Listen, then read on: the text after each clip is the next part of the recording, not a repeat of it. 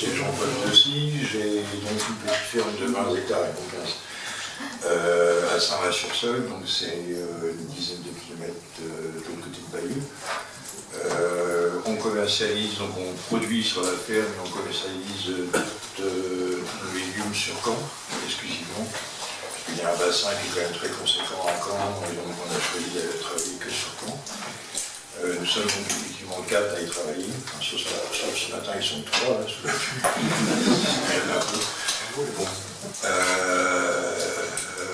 Donc on fait 2 marchés. 2 marchés, le vendredi et le dimanche sur Caen. Des marchés sur le domaine public. On travaille avec des biocoop. Donc Jonathan et Fréquence Bio à Caen. Et au but, enfin c'est l'agglomération cannaise. On travaille également avec quelques restaurateurs qui nous sollicitent pour la marchandise et ainsi qu'une AMAP. On a une AMAP également à Vieux, qui est donc un système un petit peu innovant depuis une dizaine d'années. C'est pas tout à fait le système commercial qui me convient le mieux pour moi, parce que je trouve qu'il y a une contrainte, aussi bien pour nous que pour le consommateur. Donc j'aime pas trop cette façon de faire, mais bon, on nous a sollicité, donc on a quand même pris cette AMAP et on continue à la garder. Mais bon, c'est un petit peu compliqué pour nous et pour eux aussi.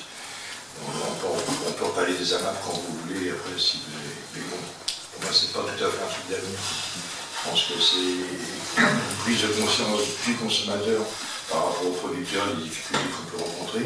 C'est une réponse de la part des consommateurs de créer des AMAP. Mais je ne pense pas que ce soit très crédible très longtemps parce qu'il y a quand même des contraintes qui sont très conséquentes. Quand il y a trop de contraintes, il y a un moment où ça s'arrête. Donc voilà, on travaille donc les légumes sur 7 hectares effectivement. Nous, notre gros problème, comme nous créons pas mal de main-d'œuvre, des moments où on travaille sur les petites surfaces, 7 hectares, ça reste encore des petites surfaces, on a besoin d'énormément de main-d'œuvre. Notre gros problème, c'est les charges. Ça nous met à plat systématiquement. On a essayé de pallier à ça en mécanisant énormément. Depuis une dizaine d'années, on investit, dès qu'on a 10 centimes, on investit dans du matériel pour arriver à valoriser l'heure de travail chez nous. Ça prend forme, mais c'est très long. Il faudra un investissement énorme pour arriver à répondre à tout, parce que comme on est en vente directe, on est obligé d'avoir une gamme d'articles très large. On travaille à peu près une cinquantaine de légumes différents, ce qui impose un nombre de machines très conséquent. Forcément, parce que chaque légume, il faut adapter les machines ou avoir une machine différente. Et donc, il y a un investissement qui est énorme, qu'on fait petit à petit. On arrive tout doucement à y voir clair. Et on n'est pas encore complètement opérationnel aujourd'hui. Et donc, la difficulté est là. C'est d'un côté, alors on a une demande par contre qui est exponentielle. C'est-à-dire qu'on n'arrive jamais à produire suffisamment. On est toujours en manque de marchandises. Ceci dit, on est coincé entre le fait de payer nos charges et pouvoir investir dans du matériel qui permettrait de valoriser l'heure de travail. Notre balance est là. Et donc, voilà. On est toujours en train de courir après un peu de liquidité pour pouvoir investir pour qu'une heure de travail chez nous sorte des légumes, faire plus consommable et plus valorisée. Au niveau des tarifs, la concurrence, on est quasiment systématiquement moins cher que tous les supermarchés en conventionnel, en légumes. Sur les marchés, la concurrence est un peu plus compliquée parce qu'on se trouve confronté avec des producteurs ou des acheteurs en légumes et locaux. Et donc là, c'est vrai que la bagarre est un peu plus conséquente quand même. Mais le supermarché, il n'y a aucun impact sur nous par rapport au niveau du prix. Après, le supermarché, c'est vrai que les gens sont à l'abri avec un caddie. Sur les marchés, ils sont à la pluie avec un sac. Ça change tout. C'est aussi ça. Et puis la voiture, il y a le parking au supermarché que les marchés en centre-ville, en général, vous avez un PV. C'est aussi ça qu'il faut peut-être revoir un petit peu. Mais bon, sinon, le marché, c'est vrai qu'au niveau impact financier, on est vraiment très opérationnel par rapport au supermarché. Il n'y a pas de souci par rapport à ça. Je vous dis, nous, on a une concurrence vis-à-vis de légumiers qui revendent, à des distributeurs qui sont face à nous sur ces marchés, et là, c'est un petit peu plus compliqué pour arriver à être des tarifs.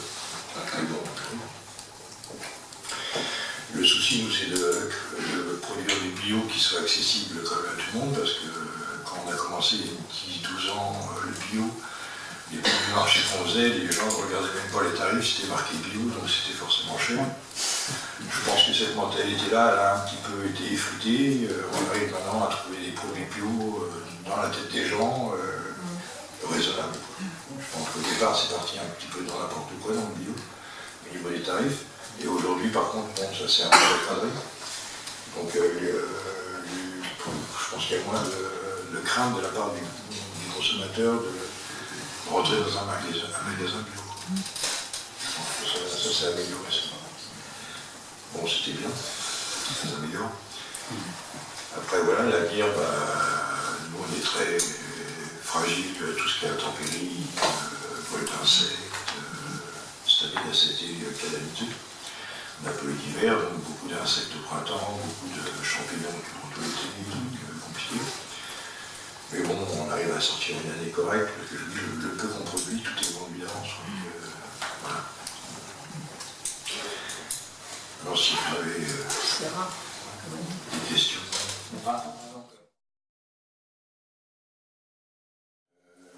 Si on veut, effectivement, parce que bon, j'ai 2 salariés, c'est 2 jeunes femmes. Donc, que ce soit du bonhomme, elles s'en foutent.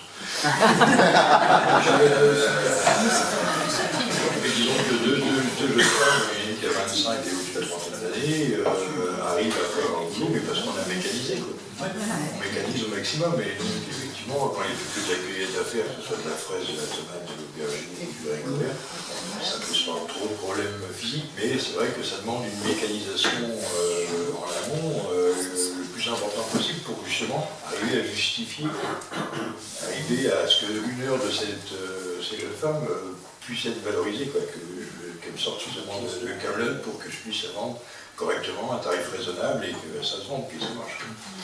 Donc, petit bonhomme, c'est vrai, mais peut-être anciennement, maintenant, avec le progrès technique, avec la mécanisation aujourd'hui, quand même, il y a quand même des réponses à beaucoup de choses. Globalement, les études sur les maraîchers qui étaient faites par AgroBio, c'est vraiment 600-700 euros pour certains par mois de rémunération. Les maraîchers, ce sont des qui sont au-dessus de la réalité. Mais qui sont au-dessus de la réalité, je pense qu'un maraîcher, parce que le problème des structures maraîchères, c'est que souvent les gars, et surtout les jeunes que je vois s'installer maintenant, ils s'installent avec un hectare, entre 1 et 2 hectares.